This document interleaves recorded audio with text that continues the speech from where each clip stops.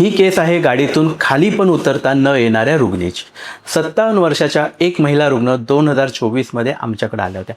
त्यावेळी त्यांना इतका त्रास होता की त्या गाडीतून खाली सुद्धा उतरू शकत नव्हत्या. आम्हाला स्वतः खाली जाऊन गाडीत त्यांची तपासणी करावी लागली.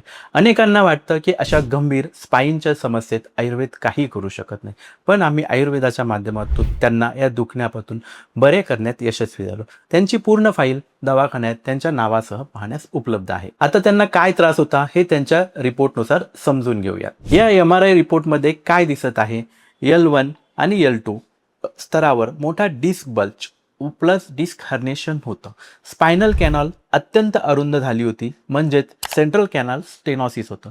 दोन्ही बाजूंच्या नसा दाबल्या जात होत्या. विशेष म्हणजे 20/7/7 mm इतका डिस्कचा तुकडा सिक्वेस्ट्रेटेड डिस्क म्हणजेच वेगळा झालेला दिसत होता. L2, L3, L4, L5 या स्तरावर डिस्क बल्ज आणि नर्व कॉम्प्रेशन होते. म्हणजेच एकाच ठिकाणी नव्हे तर कमरेच्या अनेक स्तरांवर गंभीर बदल होते. सोप्या भाषेत सांगायचं तर कमरेतील डिस्क बाहेर येऊन नसांवर दबाव देत होती. त्यामुळे तीव्र वेदना, चालण्यात अडचण आणि हालचाली जवळजवळ बंद झाल्या होत्या. अशा रुग्णांची काळजीपूर्वक तपासणी करून सोबत त्यांचा MRI रिपोर्टचा व रक्तांच्या रिपोर्टचा अभ्यास करून त्यांना पुढील ट्रीटमेंट दिली.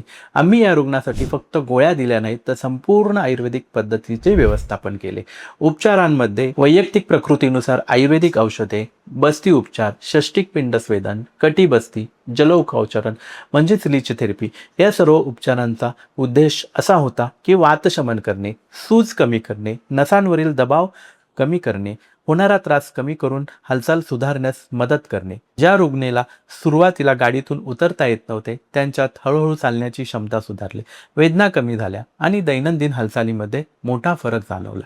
अशा गंभीर स्पाईनच्या केसमध्येही संशोधनावर आधारित शास्त्रीय आयुर्वेदिक उपचार आणि पंचकर्म यांचा फायदा होऊ शकतो. हा आमचा प्रत्यक्ष अनुभव आहे.